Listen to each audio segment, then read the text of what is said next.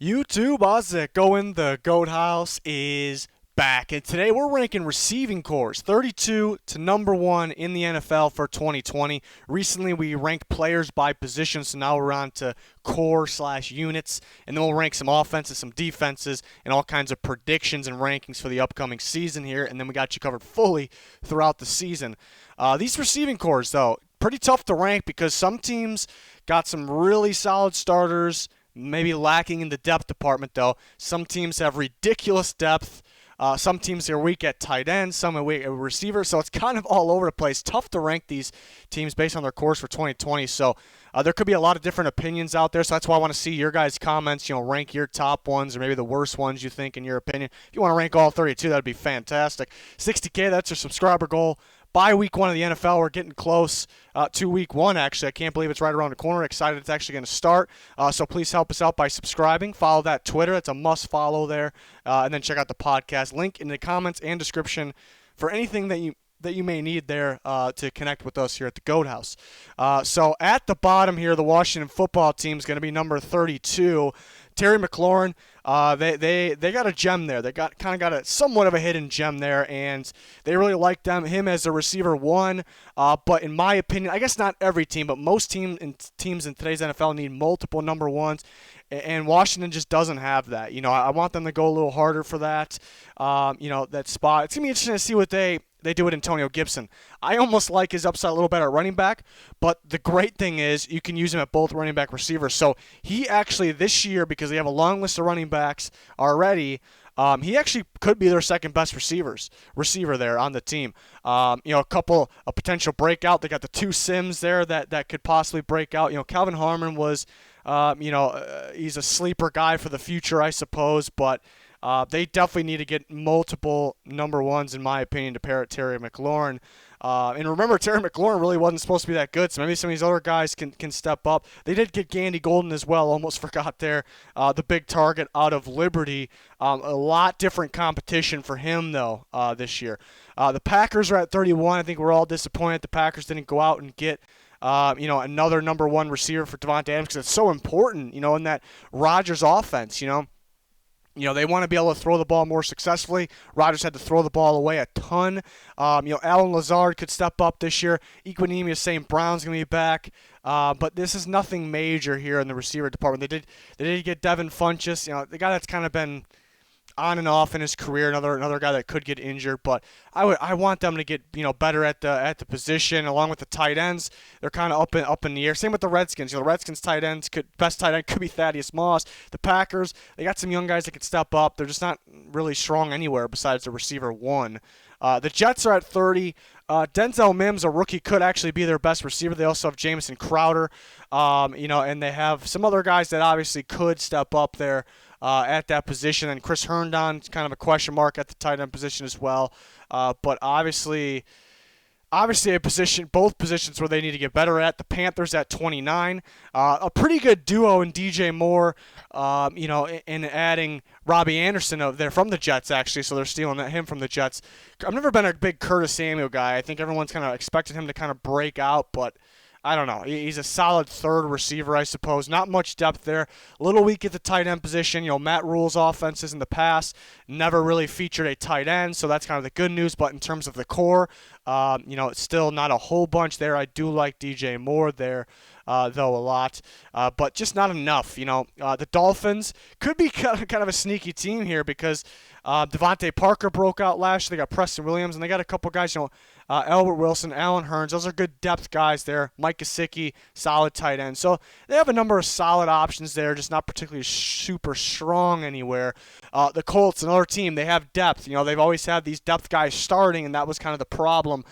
Maybe they get a little better with Michael Pittman. Maybe Paris Campbell can step up, but it just feels like they got a bunch of rotation guys in there, maybe minus T.Y. Hilton, who honestly, I've always loved his game, but not the same as he was in the past, and he also has the injury concern. Doyle at tight end, they're pretty thin there. Trey Burton, I really can't trust him to stay on the field, and he hasn't really been particularly that great when he's been on the field. So a little underwhelming there, but change of scenery, maybe that changes up a little bit. So a team with depth, but not particularly strong there at the top. Jacksonville Jaguars, DJ Chark broke out last year. I like his game. He's going to continue to get better. Other than that, I think it's a bunch of depth guys. Laviska Shenault, great pick. So I actually like Shenault. That's their second receiver. But Dede Westbrook, Conley, those guys are solid, but I don't know. They're not. To me, they're just rotation guys. So, and they've been kind of using them more than that. Tight end, Eifert can be solid if he stays healthy. Maybe a guy like Oliver can step up. Patriots, another team that can be sneaky good because that duo you see on the screen I actually like a lot. I always liked Edelman. Maybe he's not as good as he was a couple years ago. N'Keal Harry, I was very high on him, and I definitely think he's going to break out, this next season or two. I think the guy's got a lot of potential. I think he's a beast. But after that, and I wanted to rank them higher based on those two. But you got to remember Mohamed Sanu, he struggled when he came to New England last year. So, but it's a pretty good trio. But they're really lacking the tight end department. Got a couple rookies stepping in there, but that's really where they're lacking. And they don't really have a star guy out there within the receiving core. Next group of teams, the Chargers. Yeah, the Chargers, man, they got a really strong starting three. With Hunter Henry at tight end, Keenan Allen, of course, and Mike Williams at receiver, the depth is atrocious. It's killing them here. It's really dropping them down in the entire receiving core here, lacking depth at receiver and at tight end, in my opinion, and that really weighs them down here. So the starting three may be really strong, but you see where we're ranking receiving cores.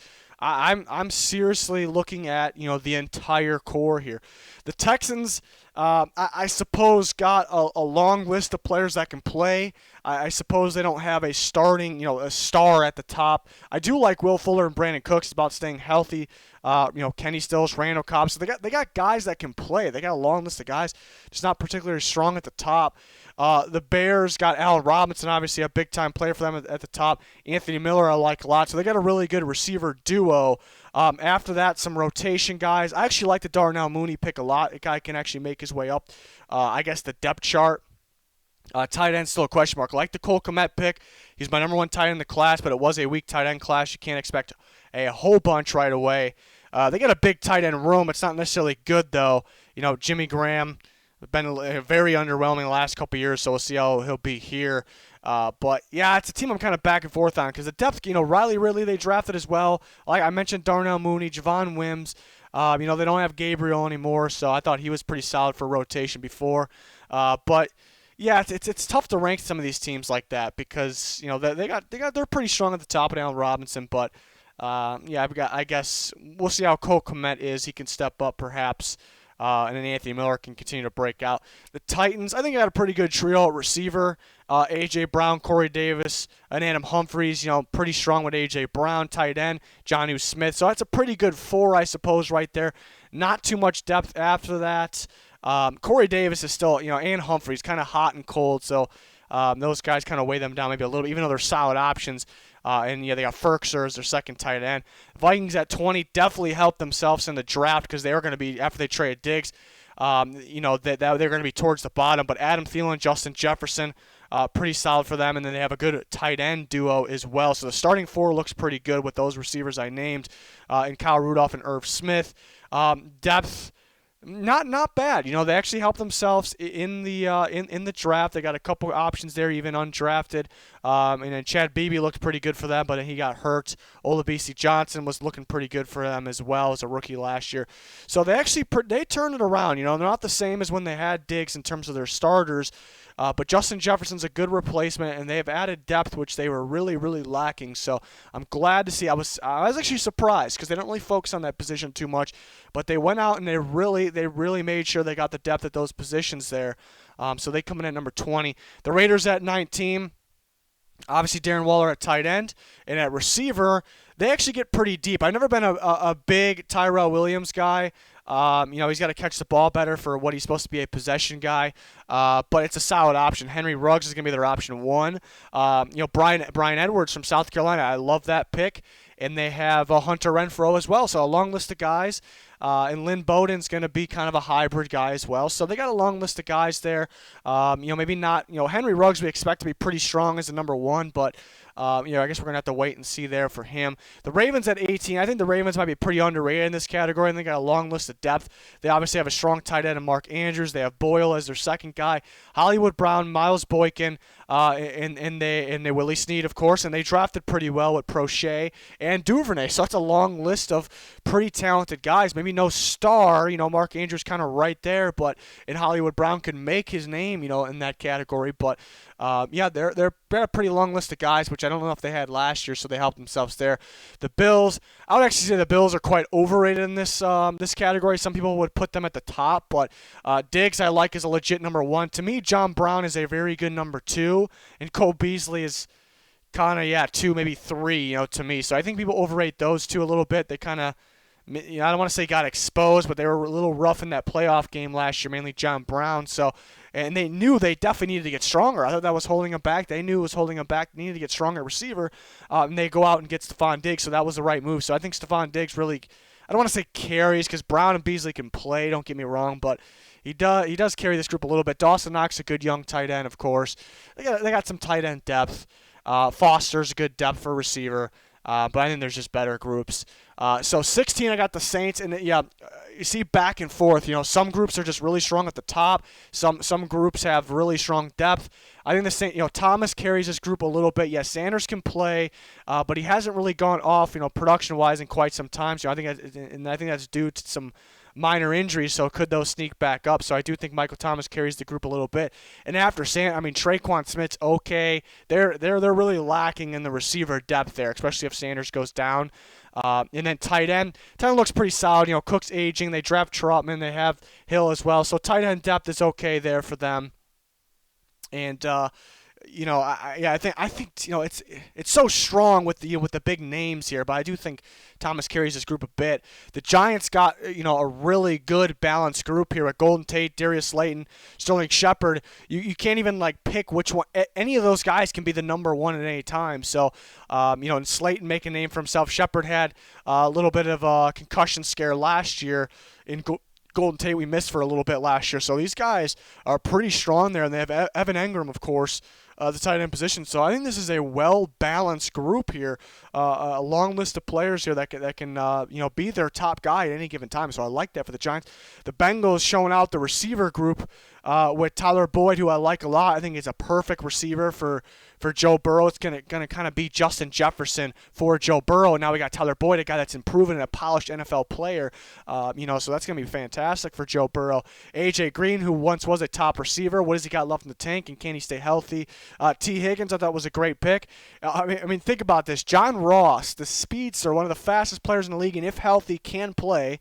We saw it last year when he was healthy. Is their number 4 receiver? It just shows how deep this receiver group is. And they got some tight ends. A guy like Drew Sample can step up as well. So maybe a sleeper group here. The 49ers, George Kittle's the star, the standout guy. After that, not too many standout guys, but man, they got some depth. Deebo Samuel, who's going to start the year hurt, unfortunate, but a break, kind of broke out as a rookie. I don't know if it's even possible. Brandon Ayuk is a very good fit for this offense to stretch the field, but a shifty guy as well. Kendrick Bourne I like a lot. I think he's quite underrated. He really started improving as the season went on last year. I think his route running really got better. Dante Pettis is coming back. Hurd coming back. That's a guy with a lot of potential as well. So they got a long list of guys that can play here, some really good depth, and they got a stud in George Kittle at the top, of course. Next group, Philadelphia Eagles. It seems kind of weird seeing them there because they struggled in kind of the receiving core, the actual wide receiver core at the end of last year. That's due to injuries. But they have their tight end is kind of their standout guy in Ertz. They also have Goddard, who's another big-time tight end. Alshon Jeffrey, the possession guy. Jalen Reagor, I think, is a really good fit for them. I think he's going to be very good right off the bat for them. A shifty, speedy guy that's also a home run threat down the field. And Deshaun Jackson, the same thing. If he stays healthy, they also did pretty well drafting. I actually like John Hightower a lot. That was a steal of a pick. We talked about Goddard, who's not listed as well. It's a pretty deep it'd probably be ranked better if I can trust it fully to stay healthy because we do have some injury concerns here with Jeffrey and Jackson. And that kind of weakens the receiver core if they get hurt. Atlanta Falcons, tough one because I think most people rank them higher as well, but they're kind of just strong at the top because Julio Jones, that's a really good duo with Calvin Ridley. Russell Gage looked pretty solid. Hayden Hurst will be solid for them at tight end. I don't sleep on Laquan Treadwell. And Laquan Treadwell was a top prospect for a reason. I thought he actually played pretty well for the Vikings last year, but I thought they used him kind of in strange ways, sending him on a ton of slants. And the Falcons will kind of use him the way he should be used. He's going to be a top red zone target, sideline target too. So don't sleep on Laquan Treadwell. This guy could have a breakout year here for the Falcons. So that kind of adds to the depth there for the Atlanta Falcons. The Rams next, a really good duo. They had Van Jefferson, who I actually think is their third best receiver now. Really good route runner. And they have Reynolds as well, but they have the long list. It's a pretty deep group here. It's a pretty deep group. They got the long list of tight end Higbee, Everett. Now they got Hopkins. The more I'm talking about, the more I'm liking it. That's really why it's a top 10 receiving core here. So we'll see how they play out this year. Seattle Seahawks are so strong at the top. They probably would be, better ranked if I can trust them to stay healthy. But a great group of Lockett and DK. They add Philip Dorsett in terms of some depth there. That's a really good rotation guy, I think. And then Will Dissly and Greg Olsen, very strong tight end duo. Can they stay healthy? So the way it sounds, it looks like much better at number 9. But can they stay healthy? And I guess not tremendous depth, but really strong at the top here. Number 8, Pittsburgh Steelers.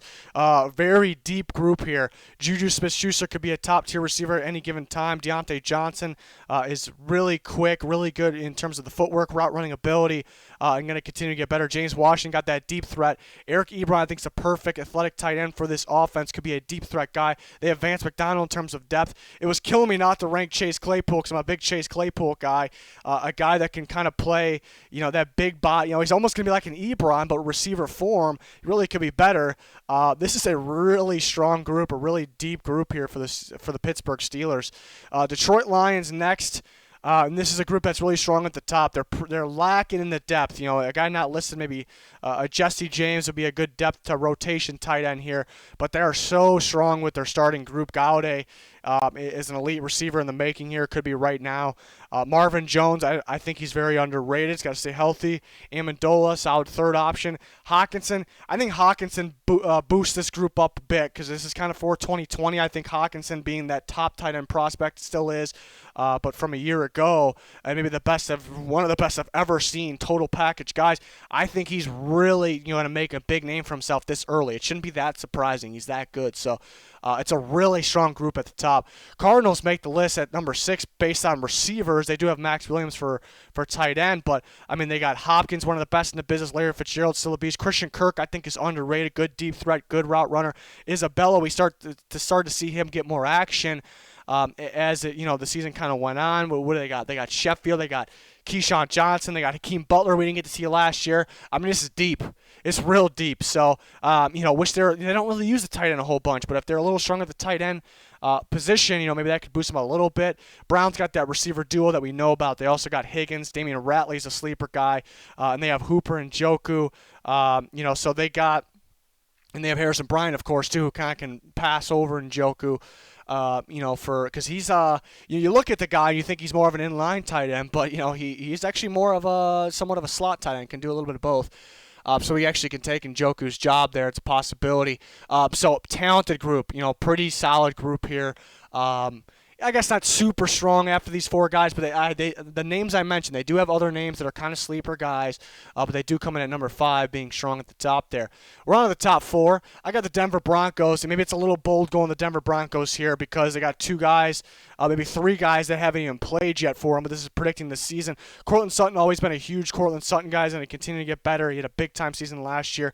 It's a big-time guy, perfect for Drew Lock offense.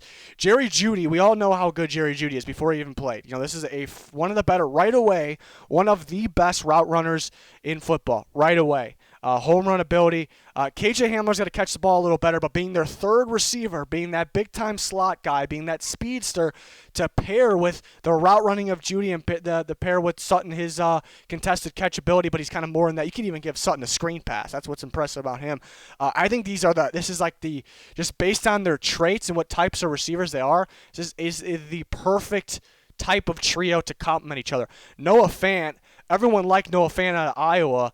But I thought he was a little bit raw. Like, I thought he would be a little quiet early in his career, and I thought he'd be tremendous down the stretch. But right off the bat, at the stretch of last season as well, really got going. I was surprised by the first-year player here. So second year, we see the connection with Drew Lock as well. And they get Albert O, who has the connection with Drew Lock. It's all about connection, and how these guys can complement each other. I think it's a perfect pairing here for this group. So we see them really turning around in just an offseason, so you love to see it. I got the Cowboys at 3, a tremendous trio here with Amari Cooper is a legit number 1. CeeDee Lamb's a rookie, but I think he's the number 1 receiver. And Michael Gallup there, who's, kind of like that 1-2, but he's been very productive in his young career. Blake Jarwin's been pretty good with Dak Prescott as well, but really strong at the top. They could have some other guys, step up there. And Tony Pollard, don't forget, could actually line up as more of a slot guy as well, so they can use him as well. And they also can have, guys like Cedric Wilson step up. But they are so strong at the top with the receiver group there that I like the Cowboys that much. I just appreciate having, in today's NFL, having several number 1 guys, and that's what the Cowboys have. The Chiefs are at number 2, obviously Tyreek Hill, Sammy Watkins, McCole Hardman, Demarcus Robinson. It's a strong receiving wide receiver core, and they have Travis Kelce, who is they got 2 stars up there, and Tyreek Hill and Travis Kelce. That's what brings them up for sure. So pretty obvious top 2 here. Buccaneers, Mike Evans, Chris Godwin, maybe the best duo in football. Chris Godwin continuing to get better. Now they add the best quarterback of all time to the mix. And then they have the tight end group with Gronkowski, one of the best tight ends of all time. I still think he has some good play in him, of course. O.J. Howard, I think it's better with Tom Brady here. And they also have Cameron Brate, though, if you want to flip them. And Tyler Johnson, who I thought was an absolute steal, for a receiver as well. So, this is full of stars, and it's pretty deep as well. For the Tampa Bay Buccaneers. So that is my receiving cores, combining receivers, tight ends, and depth. Tough to rank because, again, some teams are so strong at the top, lacking some depth, but how strong are they at the top? And then how good are the teams with the depth, with the rotation? How many number 1s do they have? It's crazy to think about. It's tough to rank for sure, so I'd love to see your guys' rankings down in the comments. We'll do more videos like this. Plenty already on the channel, plenty more to come. Please subscribe. Help us out. A chunk of you, I appreciate your views, but I noticed that some people don't subscribe, so I would really appreciate a subscription. And then smashing that like button would be much appreciated as well. That is going to do it for this one, though. Thanks for watching. Goodbye.